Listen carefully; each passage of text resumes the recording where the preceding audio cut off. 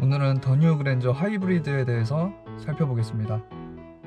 저번 더 뉴 산타페 살펴보기 영상과 같이 오늘은 모든 버튼들을 하나씩 눌러볼 건데요. 저번에는 아무 말 없이 했는데 기왕이면 제가 설명을 드리면서 영상을 촬영하는 게 나을 것 같아서 오늘부터는 제가 어떤 버튼을 누를 때 거기에 맞는 설명을 하면서 영상을 찍어 보도록 하겠습니다. 하이브리드 모델은 계기판만 봐도 다른 걸 알 수 있는데요. 계기판 오른쪽을 보시면 원래는 엔진 회전수가 표시되어야 될 부분에 하이브리드 효율에 관련된 게이지를 보실 수가 있고요. 왼쪽에 게이지를 보시면은 연료 게이지가 있는 거는 동일한데 오른쪽 끝에 게이지를 보시면 다른 차들 같으면 냉각수 게이지가 있어야 될 자리에 배터리 잔량을 표시해 주고 있습니다. 우선은 스티어링 휠부터 보실 건데요. 오른쪽에 문서 모양 아이콘이 있는 걸 보실 수가 있는데 한번 눌러 보겠습니다. 계기판에 어떤 변화가 있는지 같이 봐주세요.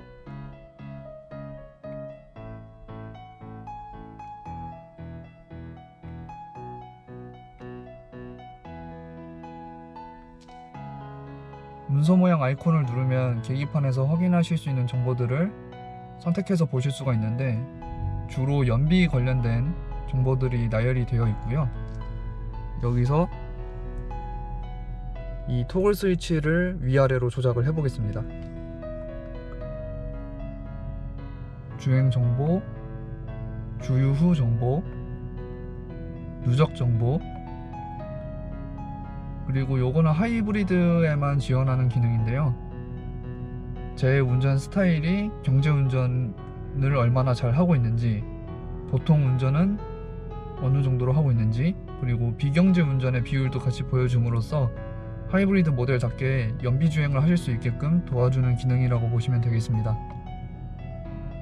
그리고 운전자 주의 수준을 통해서 저 게이지가 다 소진이 되면 휴식을 권장하는 메시지가 뜨게 되고요. 시동을 껐다가 다시 켜시면 운전자 주의 메시지는 사라지게 됩니다.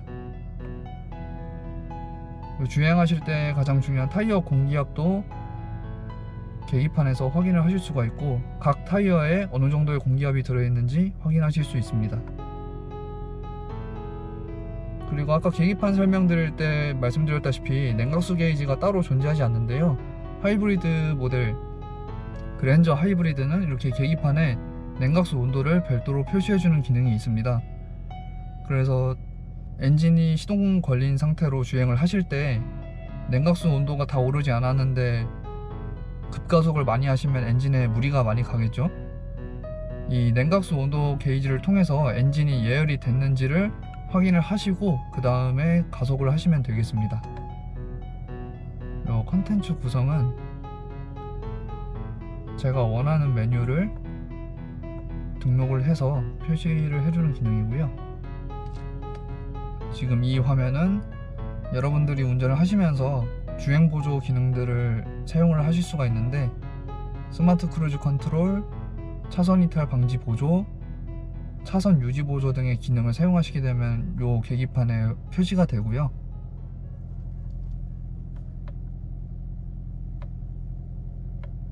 아까 가운데 화면에서 나왔던 정보들을 지금 오른쪽 게이지에서 확인하실 수가 있게 됩니다.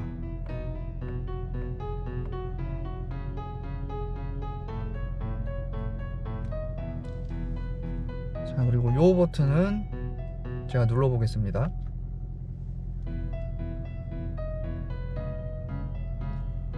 계기판 상단에 보시면 핸들 모양의 아이콘이 버튼을 누를 때마다 생겼다가 없어졌다 하는데요. 이게 바로 차선 유지 보조 기능이라고 보시면 되겠습니다. 주행을 하시다가 이 기능을 활성화시키고 전방 카메라가 차선을 인식하면 저 핸들 모양 아이콘은 초록색으로 바뀌게 되고요.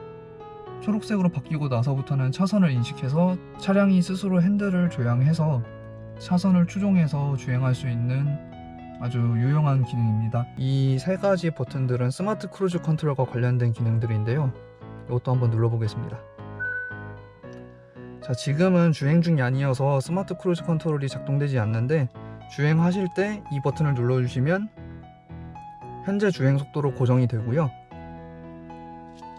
도로 교통 상황에 맞춰서 속도를 올리거나 내려야 되는데 그때는 이 토글 스위치로 위로 한 칸씩 올리면 속도가 1km씩 올라가고요. 아래로 내리면 속도가 1km씩 줄어들게 되고, 이렇게 위로 계속 밀거나 아래로 계속 밀고 있으면 10km 단위로 속도가 조정이 됩니다. 그리고 이 밑에 보시면 차량과 이 간격을 나타내는 아이콘이 있는데요. 이 버튼을 누르게 되시면 스마트 크루즈 컨트롤을 사용하실 때 앞차와의 간격을 제어할 수 있게 되고, 더 뉴 그랜저는 스마트 크루즈 컨트롤을 사용하시게 되면 앞차가 감속을 하면 거기에 맞춰서 감속을 따라서 하는 기능이 들어가 있고요. 심지어 앞차가 완전히 멈췄을 때 같이 따라서 멈췄다가 재출발하는 기능까지 지원을 하고 있습니다. 엑셀 페달을 가볍게 밟아주시거나 이 토글 스위치를 위로 한 칸 밀어 올려주시면 차량은 바로 출발을 하게 되고요. 그리고 이제 왼쪽을 보시겠습니다. 왼쪽은 주로 오디오 컨트롤과 관련된 기능인데요. 사람 얼굴 모양이 있는 이 버튼은 네, 말씀하세요. 창문 열어줘, 운전석 창문을 엽니다.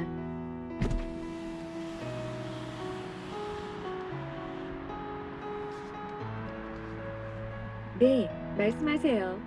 창문 닫아줘, 운전석 창문을 닫습니다.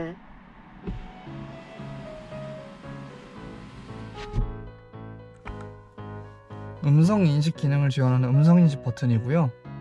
이렇게 차량에 명령을 내리게 되면 해당 기능을 실행하는 그런 모습을 보여주고 있습니다.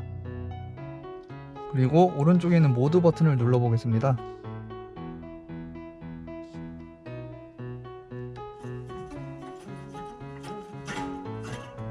이 모드 버튼을 누르면 라디오나 블루투스 기기, USB로 전환을 바로바로 해서 원하시는 기능을 사용할 수 있게 해주는 버튼입니다. 그리고 이 토글 스위치로 음량을 조절하실 수가 있고요. 그 오른쪽에 있는 토글 스위치로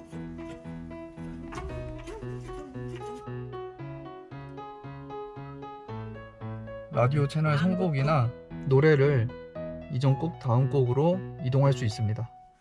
그리고 요 밑에 두 가지 버튼은 통화 받기 버튼과 통화 종료 버튼이고요.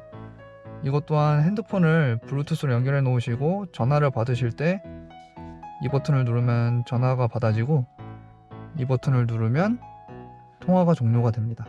그리고 지금 스티어링 휠 뒤쪽에 보시면 플러스, 마이너스 이렇게 패들이 마련이 되어 있는데, 이 두 패들은 주행하시다가 수동 변속 모드로 이제 운전을 하고 싶으시면 이 패드를 당겨주시면 바로 수동 모드로 진입이 되고요.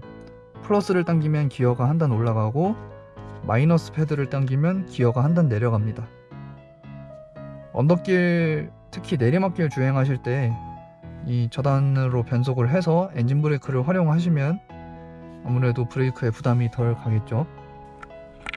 그리고 스티어링 휠 뒤쪽을 보시면 다기능 스위치가 있는데,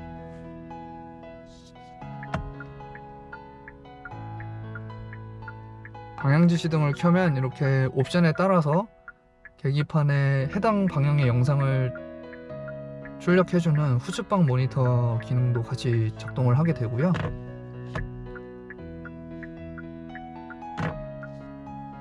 그리고 이렇게 라이트 모드를 바꿀 수 있는 스위치도 같이 있습니다. 오른편은 다들 아시다시피 와이퍼 작동 레버인데요.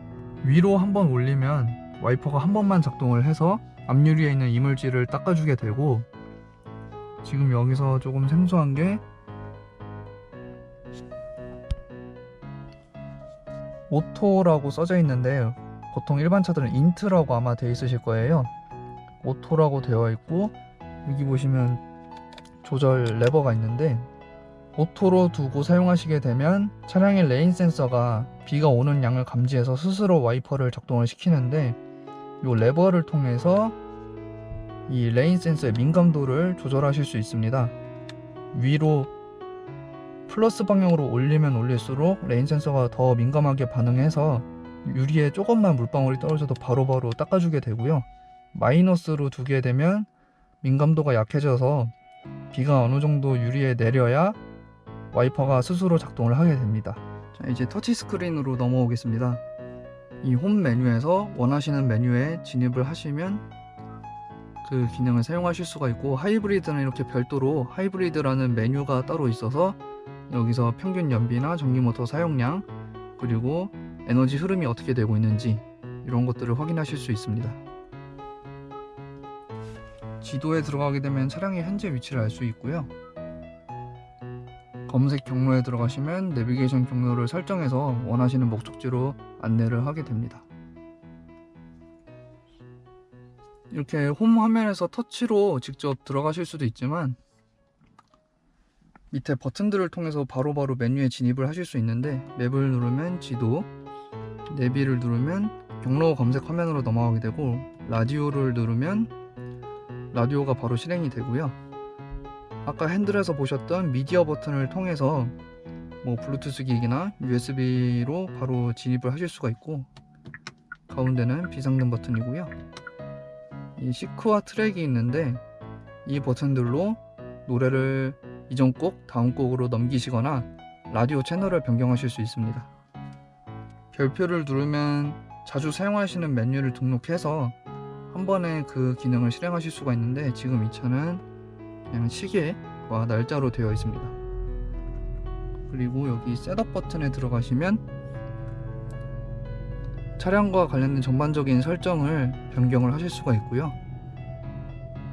여기서 운전자 보조, 하이브리드 관련 설정, 헤드업 디스플레이, 계기판, 공조 시스템, 시트, 라이트, 도어, 편의,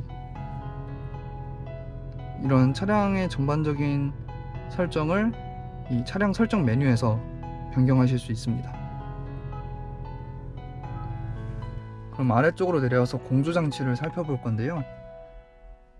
그랜저부터 적용된 이 터치 타입 공조기는 바람 세기도 이렇게 터치로 제어가 가능하고요. 운전석만 나오게 할 수도 있고, 핸들 열선, 그리고 송풍 방향, 요 가운데 보시면 미세먼지 농도를 보여주는 게이지가 있고요. 공기청정 모드, 그리고 에어컨 활성화 버튼이 따로 터치 디스플레이에 탑재가 되어 있습니다. 그리고 오토를 누르시면 이 설정된 온도에 맞춰서 바람 세기가 자동으로 제어가 되고요. 기존에는 강약 조절이 안 됐었는데 오토 모드에서도 이렇게 3단계로 바람 세기 조절이 가능하세요. 그래서 너무 차 안이 덥거나 추우면은 3단계로 해서 차량을 바로 따뜻하게 하거나 시원하게 하실 수 있고, 바람이 너무 세다 싶으면 이렇게 2단계, 1단계로 줄여서 사용하시면 되겠습니다. 이 오프 버튼은 공조기를 끄는 버튼이고요. 오토를 다시 누르시거나 뭐 바람 온도를 조절하시면 에어컨 또는 히터가 바로바로 작동이 됩니다. 여기 보시는 이 버튼은 앞유리 성해 제거 버튼이고요. 이렇게 누르면 바로 디스플레이에도 표시가 되고 바람이 이제 앞유리 쪽으로 나오는 것을 확인하실 수 있습니다. 이 스위치는 온도를 조절하는 스위치고요. 지금 보시면 좌우 온도가 똑같이 올라갔다 내려갔다 하는데, 이거는 요 오른편에 보시면 싱크 기능이 켜져 있어서 그렇고, 이걸 끄게 되면 운전석, 조수석을 따로 온도 설정을 하실 수가 있습니다. 그리고 이 버튼은 내기, 외기 전환 버튼이고요.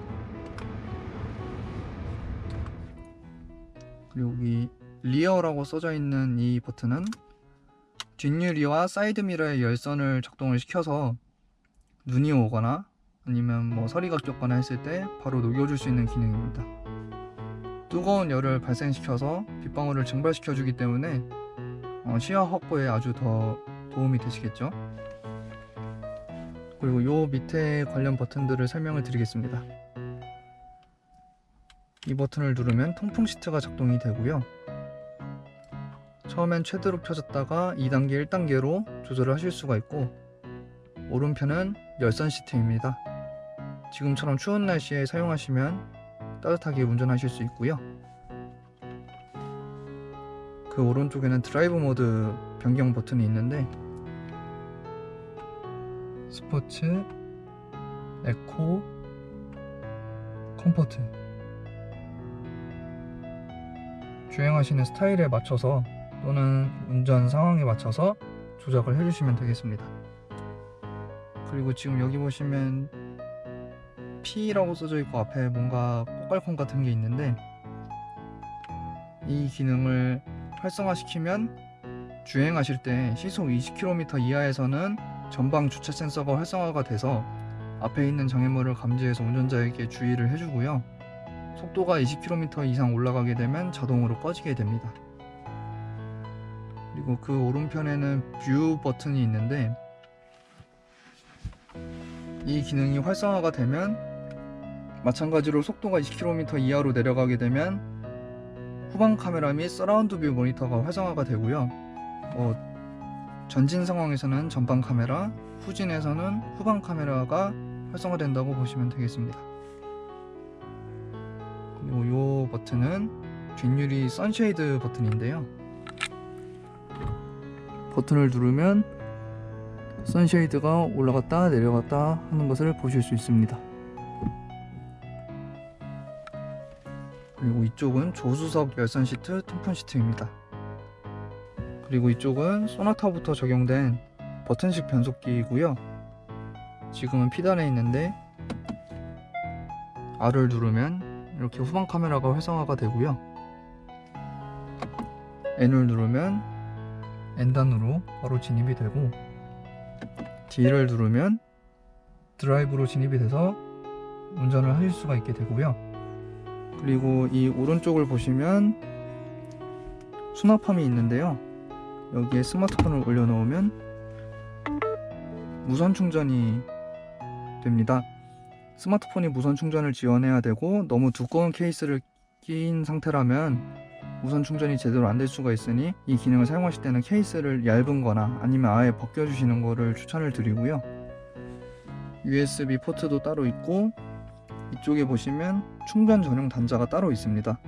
케이블을 이용해서 충전을 하실 때 써주시면 되고요. 그리고 그 아래쪽을 보시면 전자식 파킹 브레이크가 위치하고 있습니다. 제가 이거를 브레이크를 밟고 누르면은 파킹 브레이크가 해제가 되고, 위로 당기면 파킹 브레이크가 체결이 되는데, 계기판을 한번 보시죠. 자, 누르겠습니다. 모터 소리와 함께 파킹 브레이크가 해제가 되었고요. 이걸 다시 당겨 보겠습니다. 브레이크 경고등이 뜨면서 파킹 브레이크가 체결이 되었고요. 그리고 그 밑에를 보시면 오토 홀드 버튼이 있는데, EV 옆에 오토 홀드가 활성화가 되어 있는 것을 보실 수가 있고요. 주행하시다가 신호대기 때문에 멈추셨을 때 저 오토 홀드가 초록색이 되는 것을 확인하시고 브레이크 패드를 떼시면 차량은 제동 상태를 스스로 유지를 하고요. 여기서 가볍게 악셀 페달을 밟아주시면 브레이크가 자동으로 해제가 되면서 차량은 부드럽게 출발이 됩니다. 그리고 스티어링 휠 기준 왼쪽을 보시면 헤드램프 레벨링 스위치가 있고요. 탑승 인원이나 차에 실은 짐의 무게에 따라서 이 헤드램프 각도를 조절을 하실 수가 있습니다. 그리고 여기 보시는 이 아이콘이 차선 이탈 방지 보조 기능 아이콘이고요. 버튼을 눌렀다 뗐다가 할 때마다 아이콘이 생기는 것을 보실 수가 있죠. 지금은 흰색으로 되어 있는데, 주행하시면서 속도가 60km를 넘어가게 되면 저 아이콘은 초록색으로 바뀌게 되고, 차량이 차선을 벗어나지 않도록 핸들을 보조해주는 좋은 기능입니다. 차선 유지 보조 함께 쓰시면 고속도로 주행하실 때 더욱더 편하시겠죠. 그리고 이 버튼은 차량의 구동력을 제어하고 차체 자세를 제어하는 기능을 끌 수 있는 버튼입니다. 지금 보시면 한 번만 누르면 구동력 제어 기능이 해제가 되는데, 여기서 버튼을 그냥 한 번 더 눌러버리면 구동력 제어 기능이 다시 활성화가 되고요. 버튼을 한 번 누른 상태에서 한 번 더 꾹 눌러주시면 차체 자세 제어 기능이 해제가 되면서 전방 추돌 방지 보조 기능도 같이 해제가 됩니다. 버튼을 한 번 다시 눌러주시면 모든 기능은 다시 활성화가 되고요. 그 밑에를 보시면 주유 캡을 열 수 있는 버튼, 트렁크를 열 수 있는 버튼, 이런 기능들이 스티어링 휠 왼쪽 하단에 위치하고 있습니다. 그리고 이제 운전석 도어를 보시면 사이드 미러를 접고 펼 수 있는 기능, 그리고 사이드 미러의 각도를 조절하실 수 있는 스위치들이 있고요. 차량의 문을 잠그고 여는 버튼, 그리고 요 네 버튼은 잘 아시다시피 창문을 열고 닫을 수 있는 버튼들이고요. 이 밑에를 보시면 창문뿐만 아니라 이 아이 모양의 아이콘이 같이 있는데, 이 버튼을 활성화하게 되면 차일드락 기능이 활성화가 돼서 뒷좌석에 아이가 타고 있을 때 함부로 문을 열 수가 있잖아요. 그런 상황에서 아이가 차 문을 열지 못하게끔 잠궈주는 기능이라고 보시면 되겠습니다. 그리고 선바이저를 보시면 이 커버를 열고 닫는 위치에 따라서 선바이저 램프가 자동으로 작동을 하고요. 선바이저를 닫으면 자동으로 꺼집니다. 그리고 오버헤드 콘솔을 보시면 블루링크 관련 버튼들이 있고요. 그리고 가운데에는 빌트인 캔 버튼이 있습니다. 지금 보시면 파란색으로 되어 있는데 지금 주행 녹화 중이라는 뜻이고요. 그리고 이 버튼은 하이패스의 음량을 조절할 수 있는 버튼입니다. 음량 4, 음량 0, 음량 1. 지금 하이패스 카드가 없어서 빨간불이 들어오고 있고, 하이패스 카드를 꽂으시면 빨간불 대신 초록불이 켜지게 되고요. 이 버튼을 통해서 하이패스에 남은 잔액을 아실 수가 있는데, 카드를 넣어주세요. 지금은 카드가 없기 때문에 남은 잔액을 알 수 없고, 후불 카드를 꽂으시면 후불 카드라고 안내 멘트가 나오게 됩니다. 그리고 그 위에는 실내 램프를 켤 수 있는 버튼들이 있고요. 이 버튼을 누르면 차량 도어를 열었을 때 거기에 맞춰서 램프가 켜지게 되고, 실내 램프를 모두 한 번에 켜는 버튼, 그리고 이렇게 한쪽씩 개별로 켜질 수가 있습니다. 이 가운데를 보시면 선루프를 제어할 수 있는 버튼이 있는데요. 뒤로 끝까지 미시면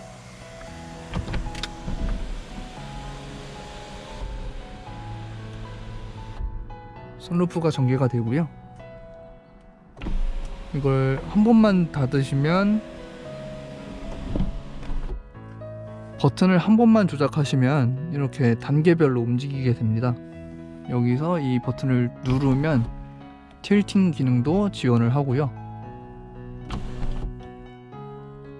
끝까지 두 번 미시게 되면 이렇게 선루프가 완전히 열리거나 완전히 닫히게 됩니다.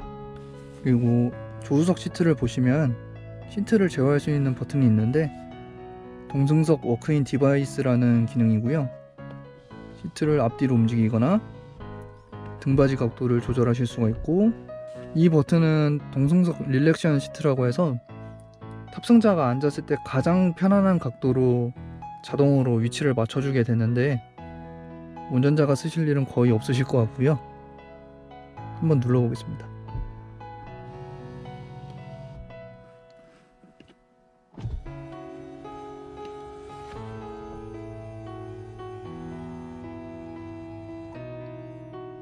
거의 눕다시피 한 각도로 바뀌게 되는데, 실제로 앉아보니까 정말 편안했습니다.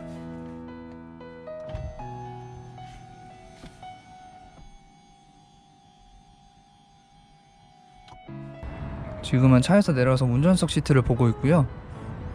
풀옵션 모델이다 보니까 모든 건 전동 기능을 지원을 하고, 앞뒤로 움직이는 거, 시트의 높낮이,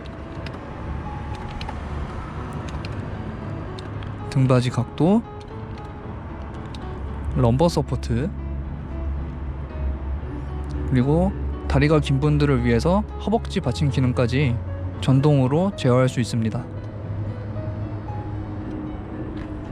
탑승자를 위해서 뒷좌석에도 이렇게 열선 시트를 2단계로 조절하실 수가 있고, 지금 제가 차일드락을 걸어놔서 창문이 제어가 안 되고 있고요.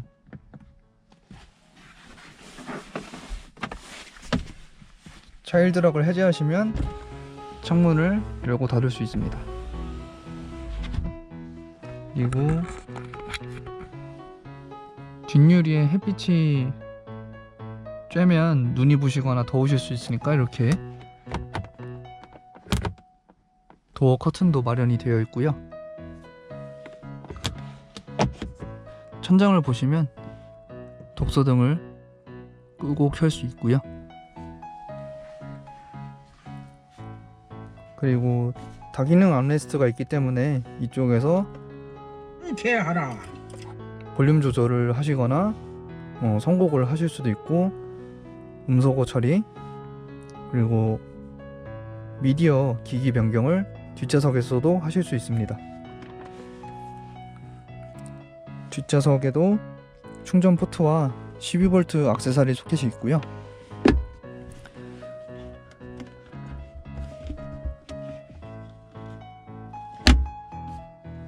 암레스트를 내린 상태에서 이렇게 내리면 스키스로 기능도 지원을 하고 있는데, 아쉽게도 그랜저와 소나타는 스키스로는 있는데 뒷좌석 폴딩 기능은 빠져 있습니다.